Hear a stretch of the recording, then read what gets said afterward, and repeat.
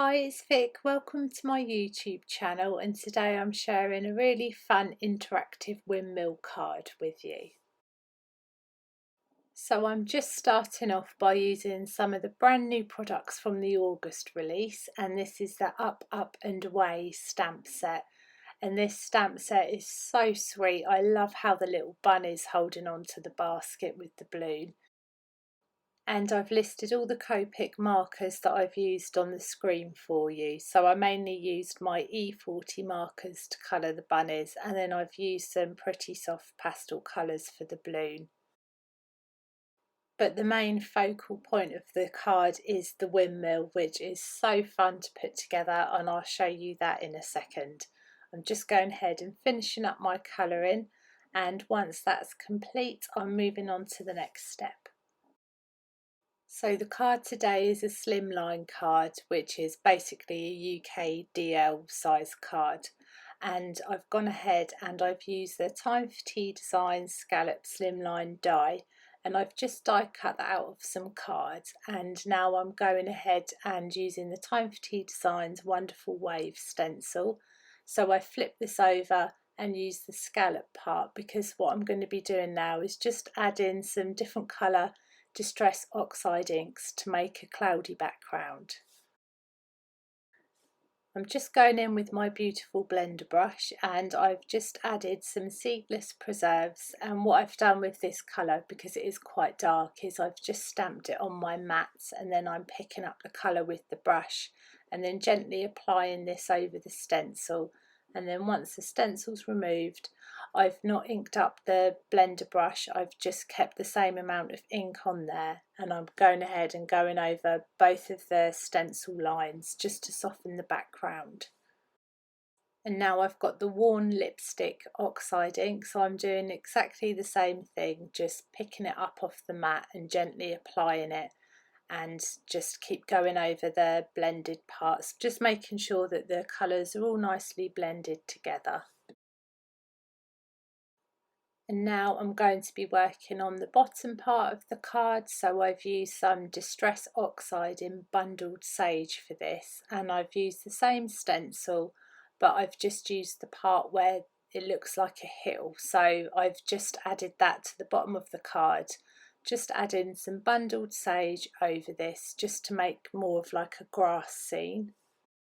And once that part's done, I've then gone in with some milled lavender, again using the beautiful blender brush, and I've just joined the sky and the hill scene together using this colour. And then I've also gone ahead and just gone over some of the top parts of the card just to blend all the inks together nicely.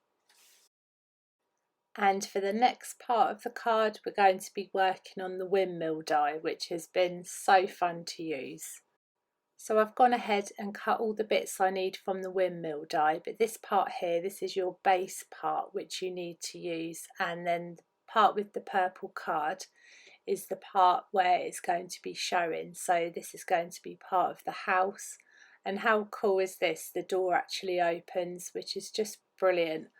And then after this we're going to be adding the roof. So what I've done is the die that I've used as the base part, I've got the roof and then run that through the die cutting machine, because then it will add the circle in, and you definitely need to add this circle in if you're going to be adding the sail part of the windmill.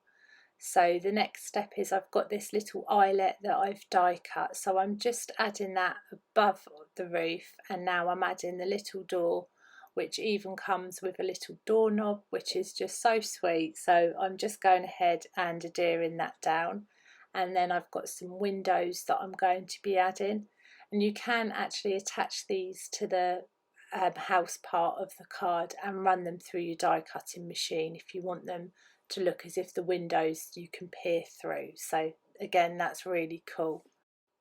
So next I've die cut the windmill sail, and I'm just adhering down the little white bits of card for the sail. And this is one of them dies, the more you use it the easier it is, so don't feel intimidated when you see the die, because it's super easy to put together and it's also fun, so it is really good to use. So in the die you get 2 eyelets, so you can either add these on top of each other like I've done here, and that will give a little bit more height for your windmill, or you can add one at the back just to secure the sail down. And this is the little chimney for the house, which is just adorable. So I'm just going ahead and adhering the chimney down, and now I'm adding the sail part, which you need a brad for this. So once everything's put together, just add your brad, and then there's also a larger circle part which I'm just adding onto the brad now just to cover it up. And the last part are the little steps, which they're just so sweet. So that's how you put your windmill die together, and it spins round, which is just amazing. And now I'm just going ahead and adhering down my panel die. So I've just used some PVA glue for this. I find it easier using the PVA glue when you're doing your slimline cards, because the amount of times I've not added it correctly or it's wonky. So if you do struggle with that, then definitely try using some PVA glue and you'll be able to line it up a lot more easier than using double-sided tape. So now that's stuck down, I'm adhering the rest of the images before I start work on the sentiment.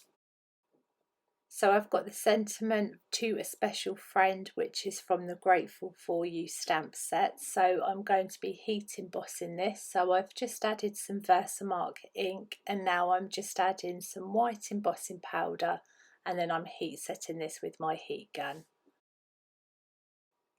And I've adhered all the images down in the windmill, so I'm just adhering down my sentiment, and I've used some foam pads for this just to give it a little bit more dimension. And then I'm also going to be adding some sequins, so I've got some PVA glue and I'm just going ahead and adding a couple of purple sequins. And now I'm going in with some Nouveau drops in a nice purple colour, again because it matches the background. So I'm just adding a couple of these to the card just to finish the card off. And there we go, the windmill card's all complete. Thank you so much for watching. I'll list everything that I've used down in the description box below. Thanks, bye.